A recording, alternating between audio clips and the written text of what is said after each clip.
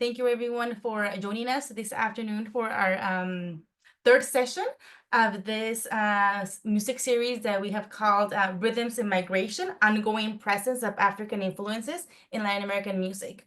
And today we're thrilled to have our guest speaker, Nadia Calmet. She's a professional Peruvian dancer, actress, folk choreographer, and a specialist in Afro-Peruvian culture, who has more than 25 years of experience participating in cultural exchanges with organizations in more than 30 countries as a cultural representative of Peru. And today, her presentation is called Afro-Peruvians Echoes the Resistance of Cultural Resilience Through the Arts. Bienvenida, Nadia. Welcome. Let me know when you are ready and I can start sharing my screen. I'm ready. Thank you. Thank you so much. I want to deeply thanks for allow me to this conversation today. It's an honor and a privilege for me to speak on behalf of my Afro-Peruvian ancestors. Thank you so much. Well, just let me know and I can start moving the screen. Can we start for the very first? Thank you. Thank you so much. Thank you for all of you that are driving maybe or just listening. Thank you so much. Like I say, is to me is a honor, but also a privilege to speak about Afro-Peruvian, but not just the great legacy. We're gonna talk about a little bit of their struggle, but also the capacity of resilience and cultural resistance through the arts. So I just remember that for the same reason today, for example, 200 years ago, I would have been murdered in the Holy Inquisition for the artistic practices that I bring to the stage today. And I want to start by saying this. This is a tribute to those who die dreaming of dancing, singing, playing the cajón, zapateando from freedom. Again, thank you for your time and for allowing me to share this conversation. Please, I want to start also by saying that if you have any question, please write in the box below or just connect to me through my website, email, or Instagram account. And please, feel free to contact me because I'm going to be very happy to share with you and all your questions. Okay, so we start. To begin this conversation, I would like to say that many people know Peru for our Incas cultural heritage, which fill us with pride, of course. However, very few know that Peru is a very diverse country. Peru is a blend of cultures, and we, the Afro-Peruvian community, are part of this diversity, and our contribution to our country's cultural identity is very important. So again, thank you for make possible this conversation. The next, please. This is a graph of African descents in Latin America, and of course, Peru is part of this great African diaspora. It's very interesting to me that people still asking me, where are you from? A lot of people think that I'm Colombian or Puerto Rican and Dominican. And when I say, no, I'm Peruvian, they say, wait, hold on. There is people like you in Peru? And also, I will say, yes, of course, they are. And this is a portal to start a conversation about Afro-Peruvian population. Next slide, please. I will start with, next about me, you already know. Thank you, Veronica, for introducing me. And I will start with some demographic information about the name. We call Afro-Peruvians Afro-Peruanos. The population is approximately the 3% of the total of the population of Peru. Our religion is majority Catholic, our language Spanish, and the region where the Afro-Peruvian are located is Tumbes, Piura, Lambayeque, Saña, Lima, El Callao, Cañete, Chincha, Ica, Aucayama, and many others. We can see in the next slide.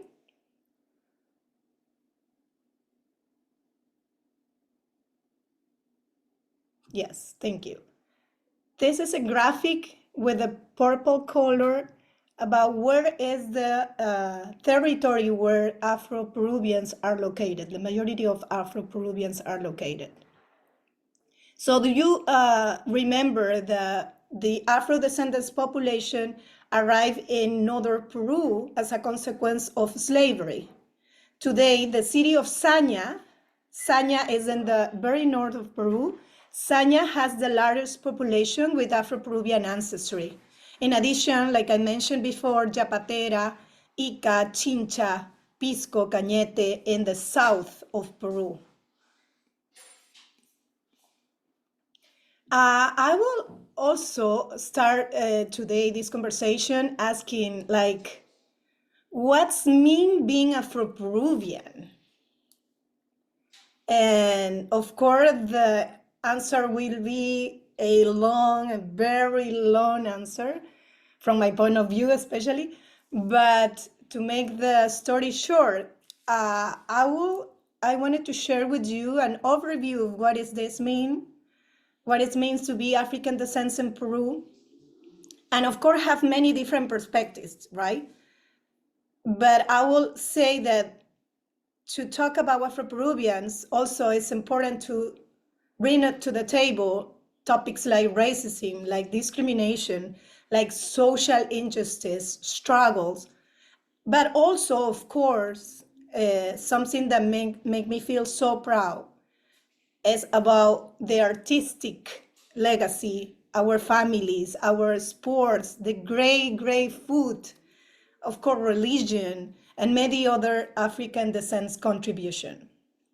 Can I go to the next slide, please? This is one of the example of the social conflicts that I was mentioning before.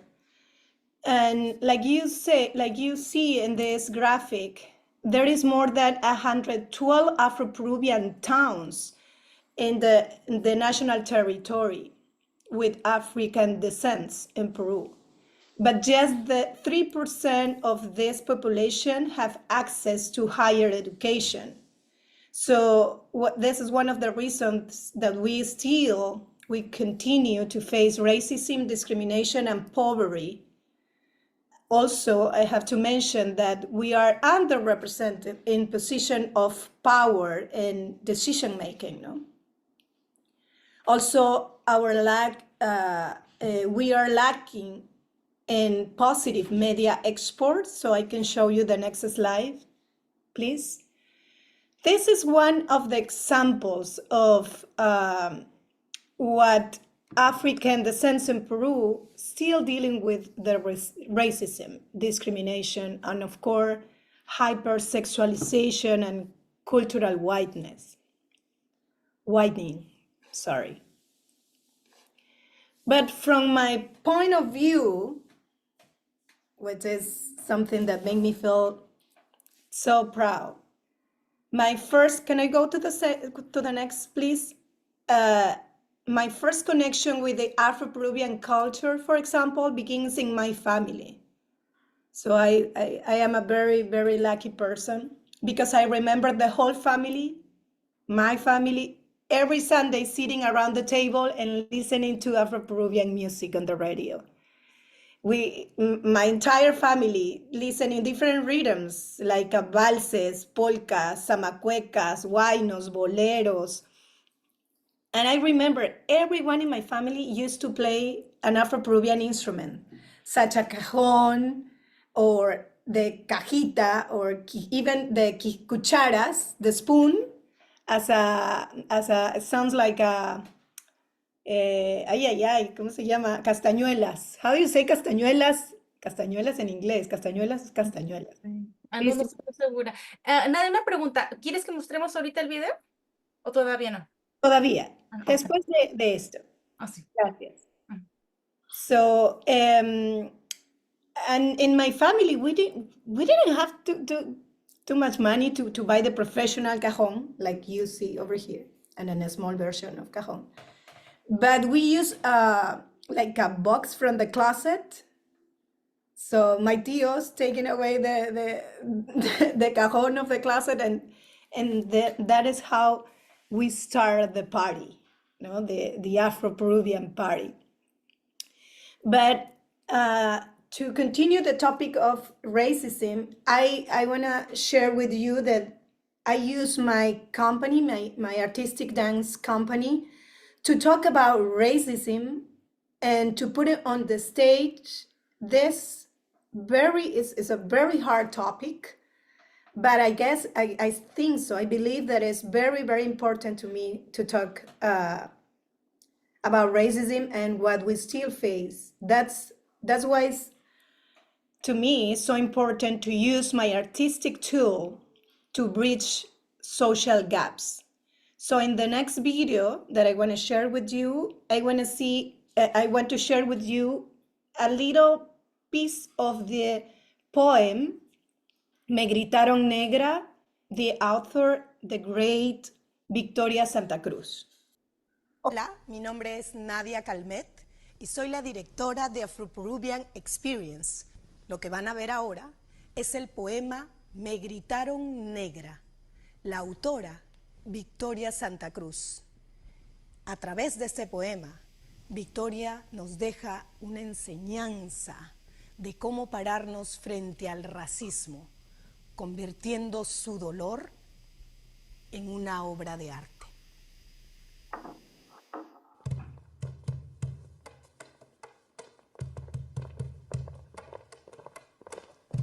Tenía 7 años apenas 7 años.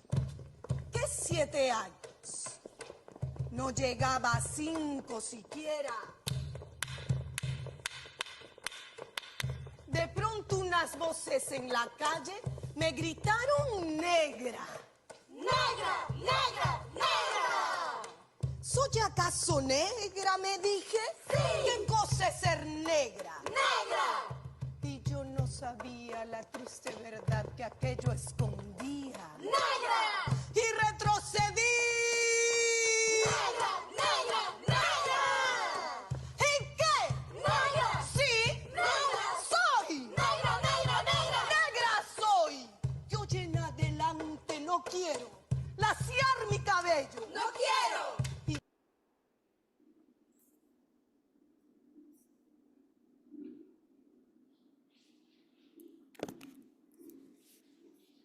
Yes, we're gonna talk about Victoria Santa Cruz a little bit more later. Ay, ese poema always make me feel like empowered, but also all my feelings are moving even when I just hear that. I wanna invite you to please do some research about Victoria Santa Cruz Gamarra. She is a great poet, musician, writer. So it's an inspiration of many of us that we continue this path of education, culture through arts. So can we share the slides, please?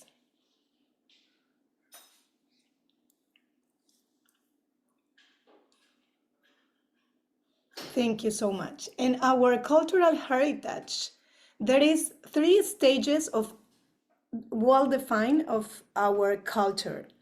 I try to make this like an ensemble of these 3 stages because we remember that African descents were prohibited from reading and writing and express themselves. For these reasons, the arts have always been a tool of resistance and cultural resilience. This is the ancestral memory that connects us with Africa. So in the Afro-Peruvian artistic development have, like I mentioned, 3 stages that I want to share with you. One of them is the rural part of the countryside and the urban or the city. There is 2 different stages. The first one will be around 16th century and the second stage around 19th century, when the musical development, the ancestral memory, and examples like the Son de los Diablos dance will be one of the most representative dances of Afro-Peruvian descendants. Next, please. And the next, and then third stage will be the Atajo de Negritos, which is happening in the rural areas, and also peñas and cultural centers in the urban centers, like Lima, for example. Atajo de Negritos happen in areas like Chincha, for example, and the peñas or cultural centers in places like Lima. Next, please. Also, to me, it's very important to mention our religious and our tradition, because 2 of the largest religion devotions in Peru have African roots, such as El Señor de los Milagros and San Martín de Porras. Advocacy for the Lord of Miracles. It's very important to know the history, because this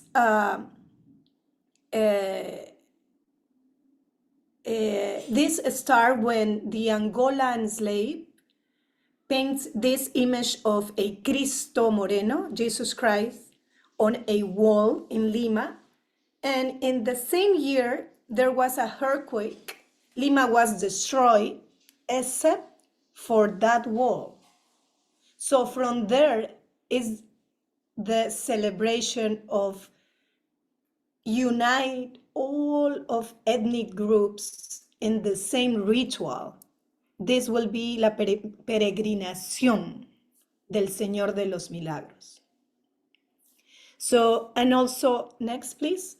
I want to mention very, very quickly about, it's just a mention, but I think it's important to mention some historical depth to the Afro-Peruvians community. For example, the history of Peru doesn't mention the heroes of African ancestry in Peru, like Antonio Blitas, Grumete Medina, El Niño Alfredo Maldonado Arias, Las Rabonas, Los Húsares de Junín, Catalina Buendía de Pecho, and many, many others. So we're still working on education. I feel like this is the way to share with new generations what we are.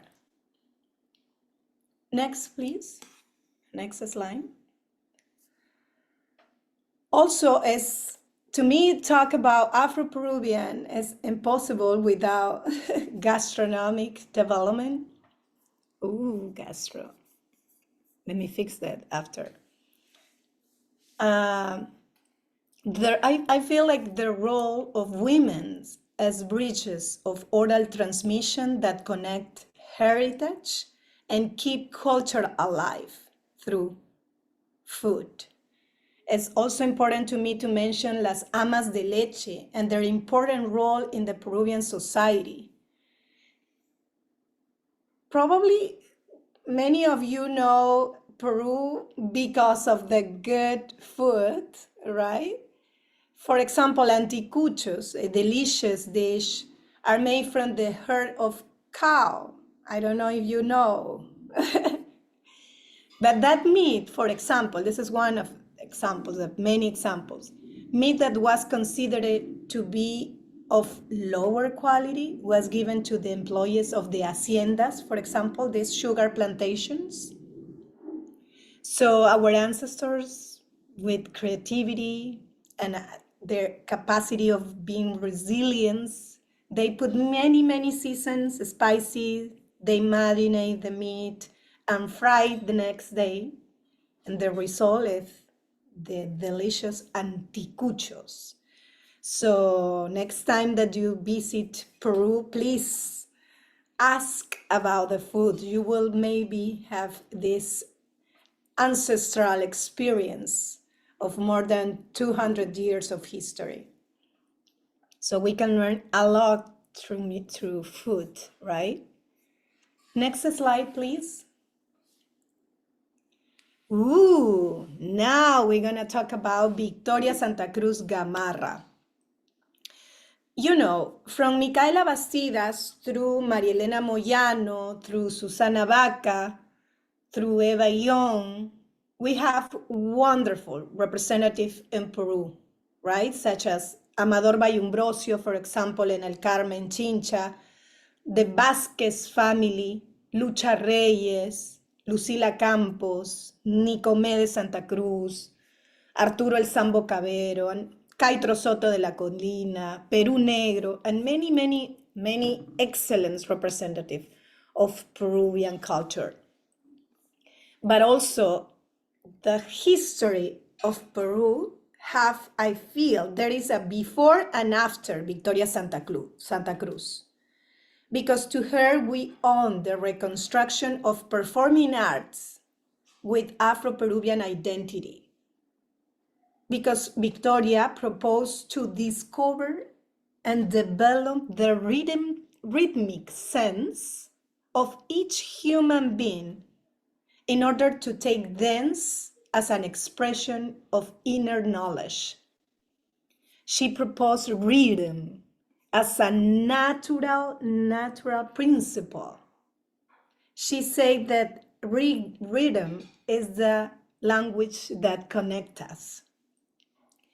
And talking about Victoria Santa Cruz, it's very important to me mention women in cultural spaces, because that spaces were previously reserved just for men. For example, playing the cajón or doing tap dance like zapateo or the Son de los Diablos dance were exclusively male dances. And also I can say that I was one of the first women of my generation to be in the male spaces. And I feel this has been a way to recover the feminine power inherited from my ancestors, and that it continued to be a channel for a female empowerment.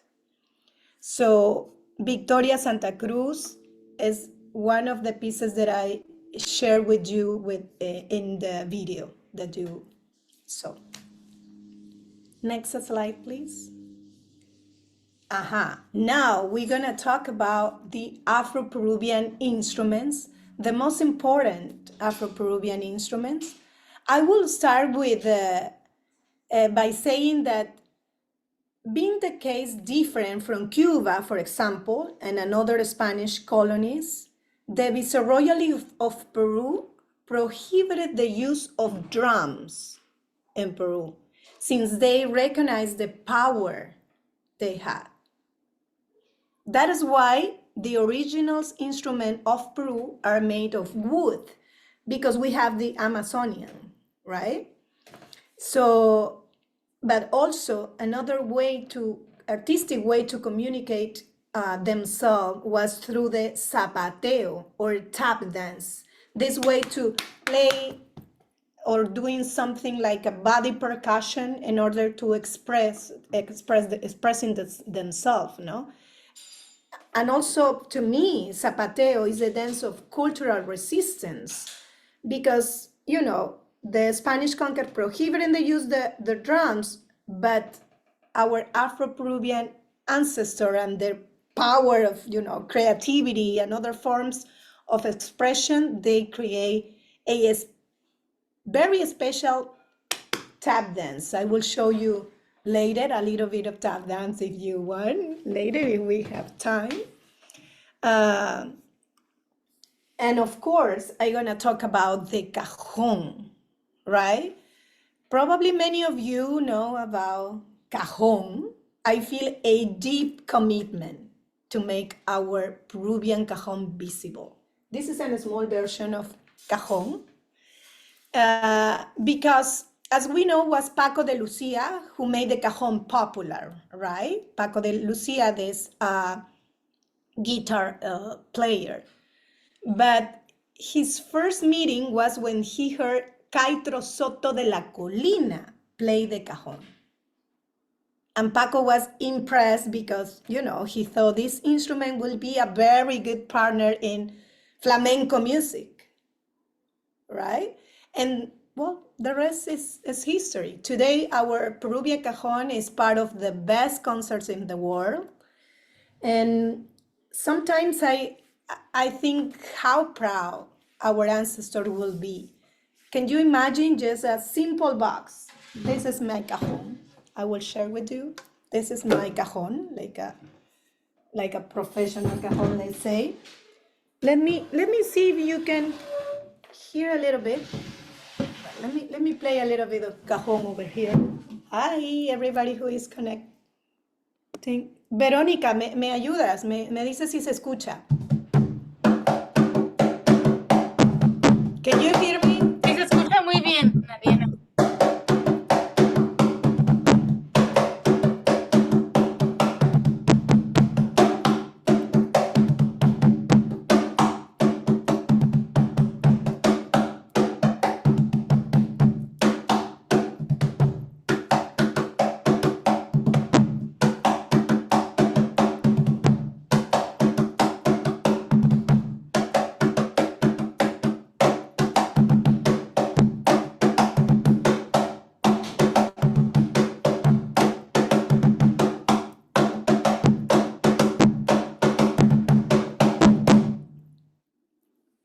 ¡Ay!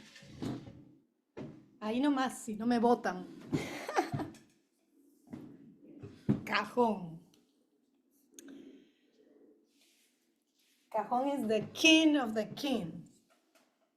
But cajón also has a little sister. That's how I introduce the cajón with my little kids at schools. Cajón has a little sister, which is the cajita. And to me, the cajita reflects the power of resilience and cultural resistance because this small box was used to collect money in churches, in Catholic churches. You see? So Afro-Peruvians added stick and transformed into a musical instrument. I want to share with you a little bit of cajita over here. You hear that? Yes? Sí.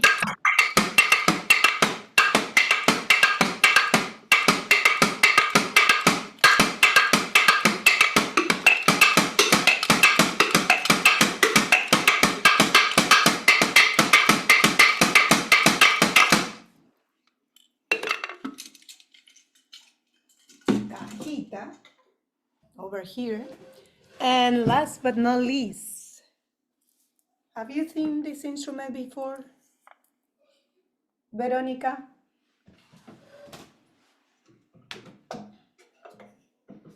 Yes, Cesar Castro brought it once to one of our workshops. It's really impressive. Sí. Yes, because we're using it in many parts of Latin America. It's a donkey's job. Yes, it's an animal bone transformed into a musical instrument, right? To me, it's like we are just following the echo of our ancestors. And the knowledge that I receive is like we can continue to create art even after death. So we are following the path, right? So quijada sounds like this.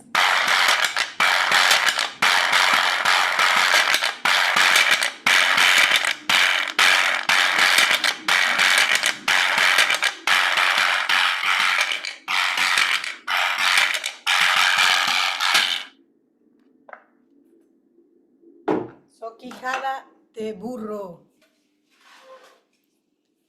the donkey's job. And again, to me, one of my purposes in life is to educate through music, dance, and different tools of art. And to continue this, let's say, legacy, I wrote this book called Cajón, Cajita, and Quijada. And I guess it's the next slide to continue talking about the future. We already talked about Paco de Lucia. Yes, this is Paco de Lucia, but also it's very important to remember Caitro Soto de la Colina, who was the one who introduced the cajón to Paco. Thank you. Next, please. Like I say before, our artistic company has the mission to continue of the gift that we receive, to continue talking about Afro-Peruvian through music and dance. And there is many different rhythms that we use and perform into the stage. For example, landos, panalibios, festejos, zamacuecas, toromatas, son de los diablos, baile tierra, bailes de pañuelo. Always with a message of cultural resistance, not just from the performatic point of view, because one of our mission is to decolonize our education and just to recovering the ancestral essence and the ancestral meanings of our dances. So can we share a little bit of this video, Veronica? Yes, I'll be sharing now. Let me know if you can hear it. Thank you. Can you see the video? María Elena Moyano, Yes. el niño Alfredo, ay no nada más. Por Victoria, por Nicomedes y por Rafael Santa Cruz, por Filio, Abelardo, Ronaldo Campos de la Colina. Ari, no se mira, solo se está escuchando. No se mira. Ok, déjenme intentar otra vez. Seguro el mismo problema.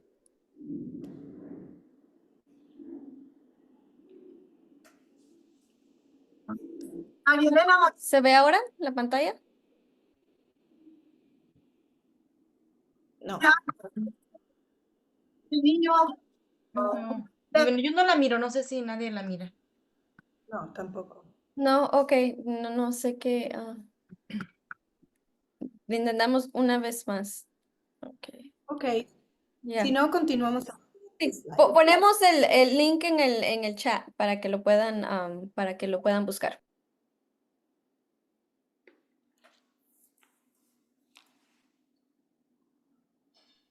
Sí, ok, continuemos entonces, perdón. Ok, ¿podemos volver a los slides, por favor? El siguiente. Sí, pero igual, Nadia, si nos gustas compartir un poquito más de qué era el video para que El lo video, vean. yes, it's about Afro-Peruvian dance company.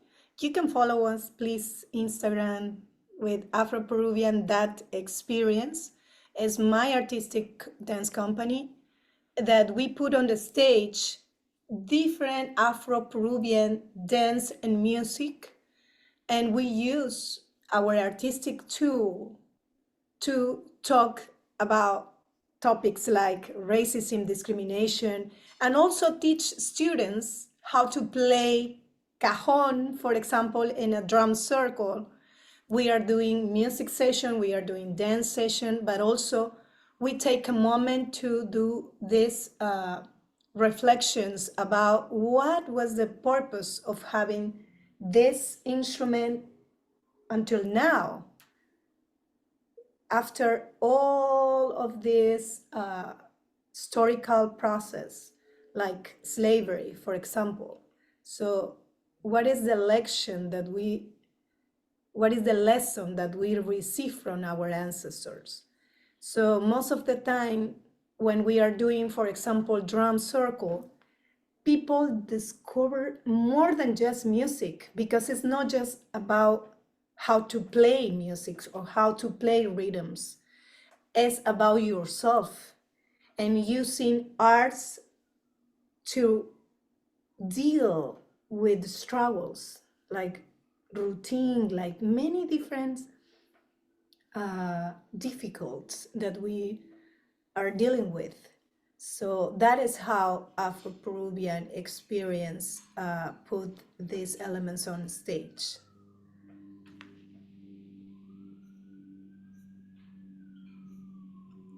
Can we see the next, please?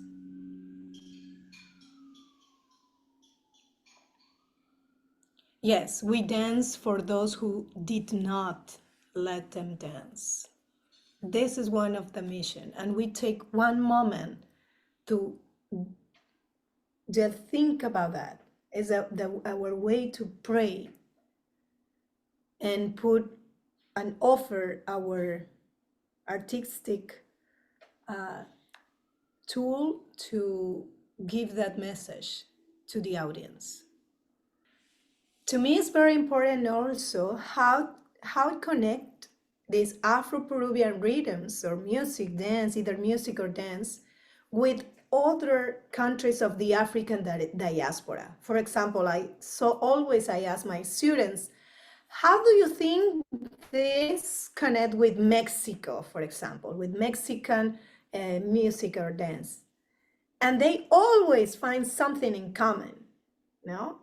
Always, like, oh, listen, maestra, this is my music from Oaxaca. Oh, so we are discovering the African diaspora through dances, and that to me is very important. Same with other countries, Mexico, Puerto Rico, Cuba, Colombia.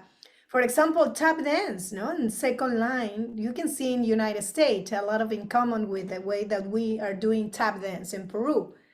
Also, you can see in Bolivia, this connection with morenadas or caporales. In Cuba, we can see through many different dances, like dance to Yemaya or Gaga dance, or bomba in Puerto Rico, bomba, plena, music from the African diaspora. In Chile, we can find the tumbe or la cueca.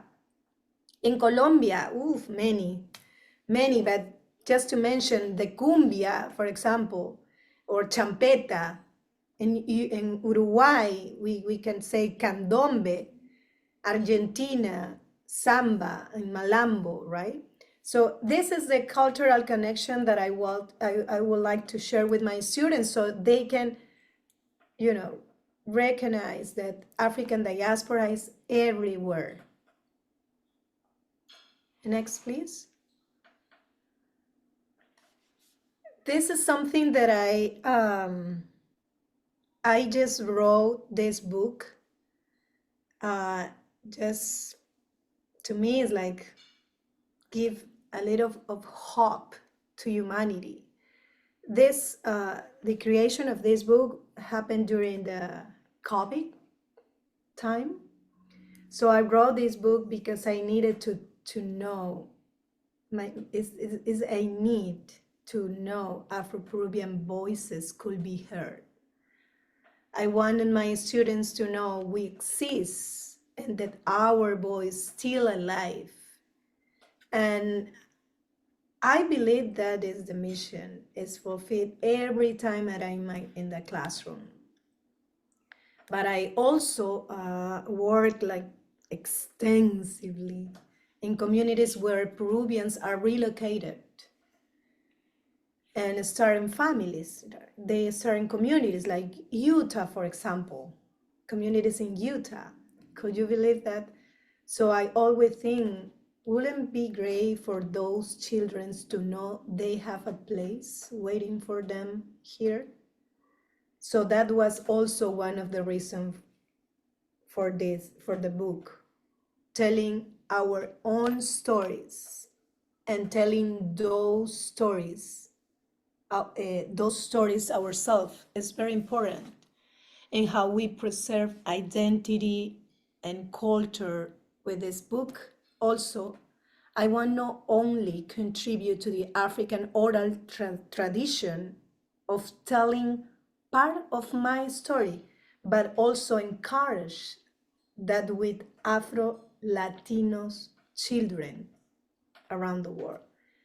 So Cajón, Cajita, and Quijada is a book from, I always present this, like this is a book from kids from 0 to 100 years, because everybody learn something new when we are in these lectures. And this, like I say, is from the bottom of my heart. This is the way that my contribution to create a better society, a society with in like everybody feel belong with. Can we go to the next, please? One of the most important parts of the book is that students will learn some Afro-Peruvian rhythms, of course. After they explore the instruments, they learn about resilience, resistance, ancestors, for example, new words for them, but also in almost at the end of the book, they can find this I picked just 4 dances of the Afro-Peruvian vocabulary, just to relate with the elements of earth.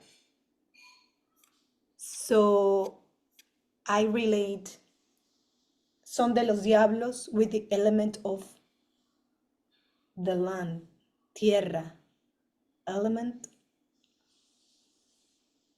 fire with the Alcatraz, because this is a dance that we use a candle to when you are dancing, you're using a candle. So they relate this dance with the element of fire.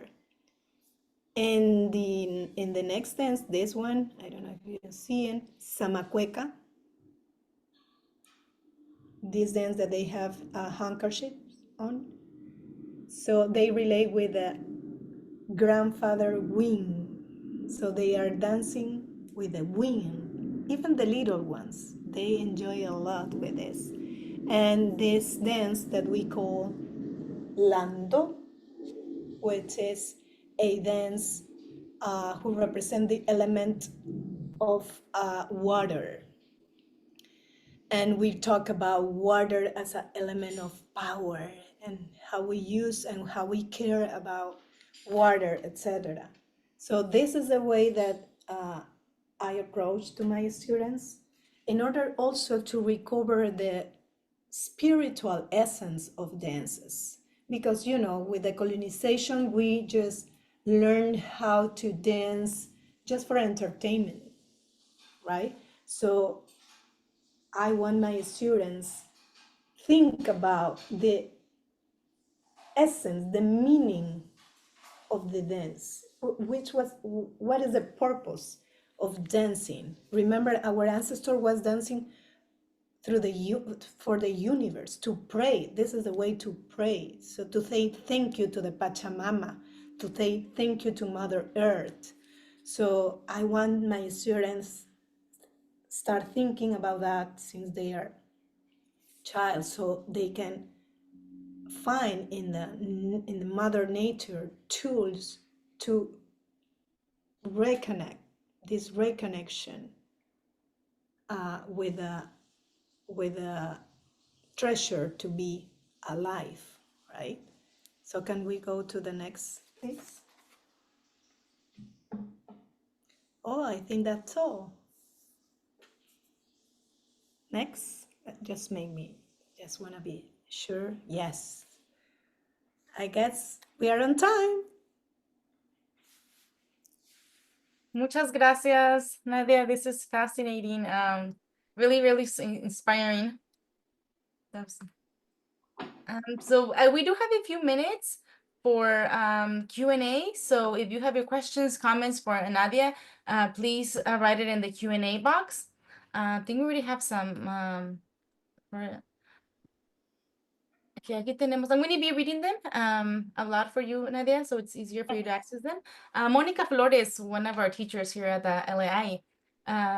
So it says, so they just started counting Afro-Peruvians in 2017. Were they not counted before then? They were excluded from the census?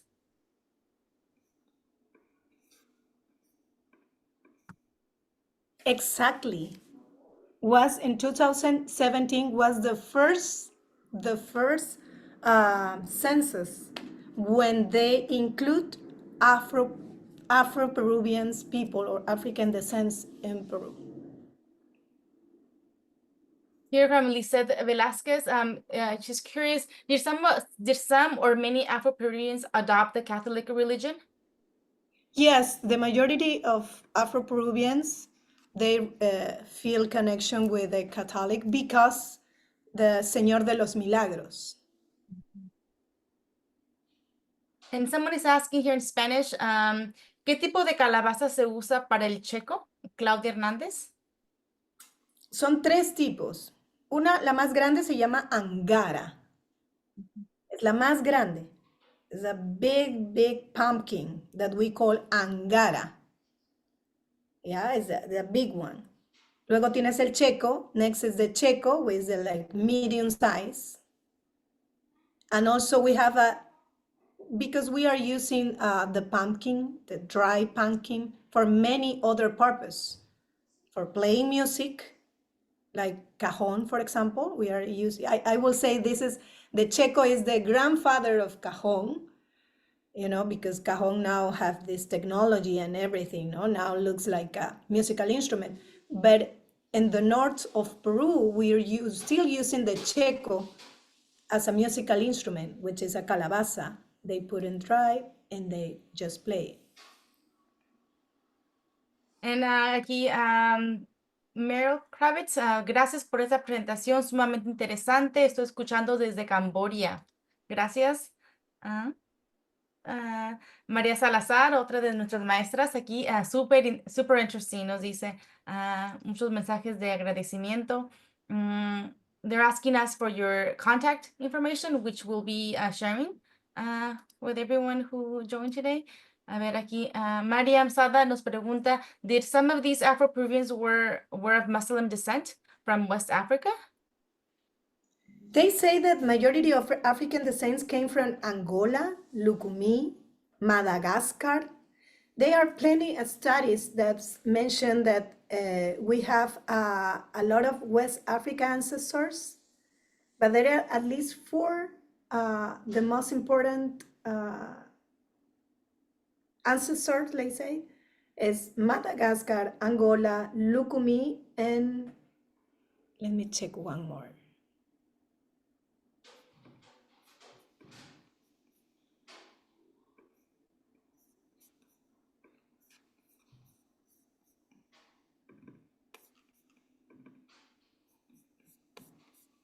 They have a slide, I don't know if you can, Carabelli, yes. The population of Sanya, for example, includes people who originate from Arara, Congo, Popo, Lucumí, and Carabelli. This is some of the statistics that we had. Gracias, Nadia. Here, how is racism against Afro-Peruvian people in Peru these times? From Veronica Vederowski.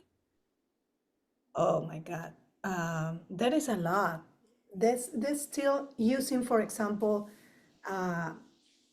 TV shows using like blackface to represent Afro-Peruvian people.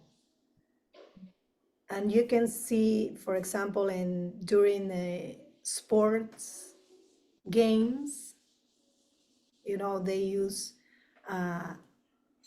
derogatory words for Afro-Peruvians. So even outside in the street, if you are Afro-Peruvian, immediately, for example, if you are in the middle of the street in one of the most popular districts of Lima, like let's say San Isidro, Miraflores, or La Molina in Lima, I'm talking about Lima. If you are Black, immediately you are a suspect. If you are wearing, for example, how do you say, la capucha? Como un hoodie, como un hood, como una. Hoodie? Ajá. Or a backpack, Como you una are hoodie. immediately a suspect, no? And they asking for your DNA, which is your document of your ID, no? Even me, last time in Lima, I was in one store and I want to buy something in one of the stores and they asked me for my ID, and I said, in a store, ID? Are you Peruvian? So they asked me if I'm Peruvian because there is a lot of Venezuelan immigrants now. So a lot of Venezuelan people are facing racism also in Peru. No? So again, this is how our society is. Nice. And kind of like a follow-up question to that one, it's from Maestra Gina Salazar. It seems like Latin America is finally giving our Afro-Latinos the respect and acknowledgement they deserve. Why do you think it's taking so long to recognize them? I mean, to me, I'm a very romantic person, and I also feel like we are doing a lot of effort to change that historical process. But don't forget that they took 500 years. We are facing, we are struggling, we are fighting after 5 generations. So by now, yes, I guess there is more opportunities. We are more open to talk about diversity, about Latinos, about Afro-Latinos. But something that I'm wondering is that be careful with seeing us just as a piece of entertainment, because our contribution is beyond of the just the artistic part, right? The humanity starts in Africa. So the contribution of African descent into the world is in all the spectrum. So we can talk about medicine, we can talk about technology, we can talk about how our ancestors teach us how to care about Mother Earth. We can talk about everything, and we can find a lot of African ancestors' contributions. So yes, we are doing some efforts, but because I'm a teacher, I can see directly in the schools with little kids, and they still facing issues like immigration right now, for example. So we are 2025, and we're still dealing with these problems of the society. So We are doing slowly, but I think we need the help of everyone. Even your small contribution will be a huge impact for your community.